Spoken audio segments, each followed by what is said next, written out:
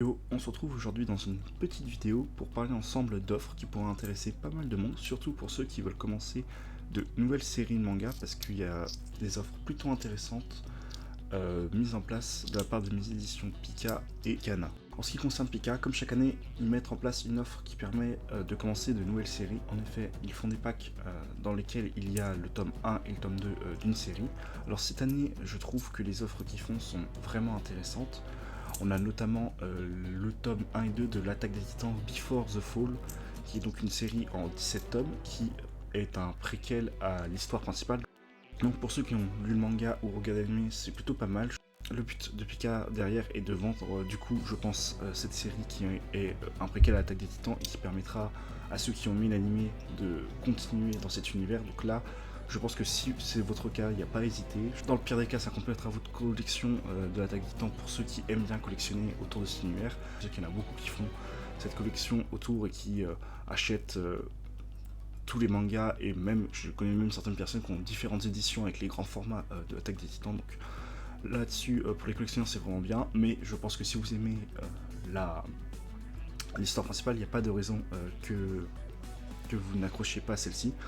Dans la même idée, on a Eden Zero, qui est donc une série de manga qui est sortie, qui a commencé à être parue maintenant il y a quelques années, qui est par le même auteur que Fairy Tail. Je pense que ça se voit au niveau graphisme, on retrouve pratiquement le même personnage. Rien que sur le tome 1, on peut voir des personnages qui ressemblent à Happy, Lucy et Natsu, même si ce ne sont pas eux, c'est totalement une nouvelle histoire, même si les personnages se ressemblent beaucoup. Donc pour ceux qui aiment Fairy Tail, pas de raison que vous n'aimiez pas, c'est par le même auteur. Je pense que je ne l'ai pas lu personnellement, mais de ce qu'on m'a dit, c'est quand même la même vibe, les mêmes sensations quand on le lit, donc allez-y, foncez. Suite à cela, ils mettent aussi en vente une série qui est très peu connue, que personnellement je ne connaissais pas ou que j'avais très peu vu, donc je suis allé m'enseigner sur internet pour savoir que ça parle. C'est Yona, la princesse de l'aube.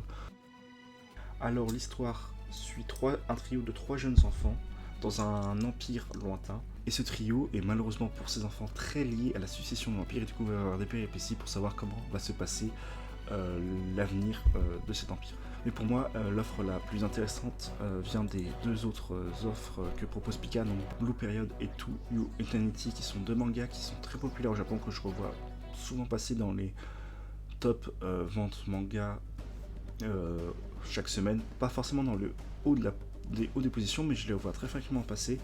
Et franchement, c'est des séries que je vous conseille, elles sont vraiment bonnes. Je pense que pour commencer ces séries, il n'y a pas mieux.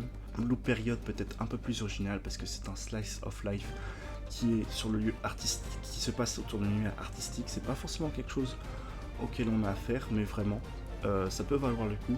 Et pareil pour To You Eternity, chaque fois que j'en ai du retour, on me dit que c'est super. Donc là aussi, je pense que vous pouvez y aller les yeux fermés. Mais en ce mois de janvier, il y a aussi les éditions Kana qui offrent le tome 2 de certaines de ces séries si on achète le tome 1, tout comme le fait Pika. Sauf que pour moi, ces offres sont un petit peu moins intéressantes, elles me concernent moi. Donc il y a notamment 2 mangas que je ne connais pas et donc du coup je ne vais pas forcément m'éterniser dessus. C'est The Shaman King Flower et Otaku Otaku, je ne les connais pas. Donc peut-être que je les achèterai, mais pour l'instant ça ne m'intéresse pas forcément, peut-être que c'est votre cas.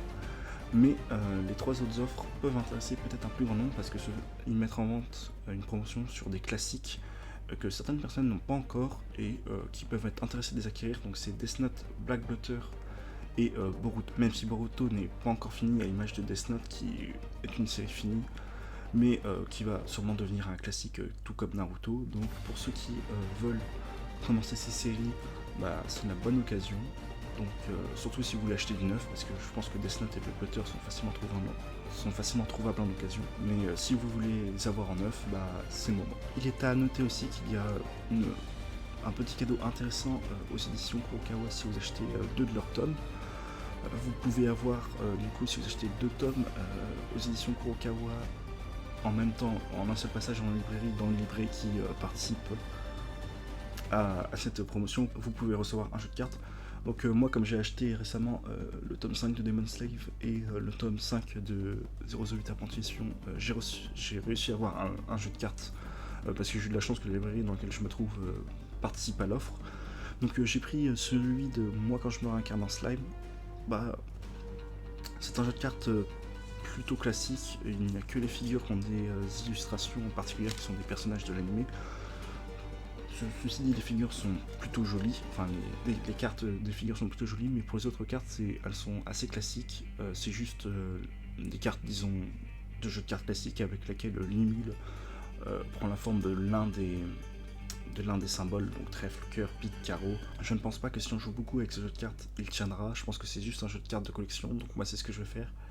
Je vais le garder, je vais le mettre dans ma collection, c'est toujours sympathique, mais je ne m'amuserai pas à jouer beaucoup avec, parce que je ne pense qu'il est pas très résistant et j'ai pas forcément envie d'essayer et du coup de le gâcher. Sur ce, j'espère que cette vidéo vous a plu.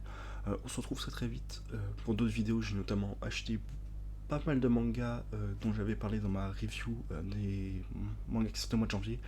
Donc j'ai sûrement parlé d'eux bientôt. Donc n'hésitez pas à vous abonner si ça vous intéresse. Et sur ce, on se dit à la prochaine dans de futures vidéos.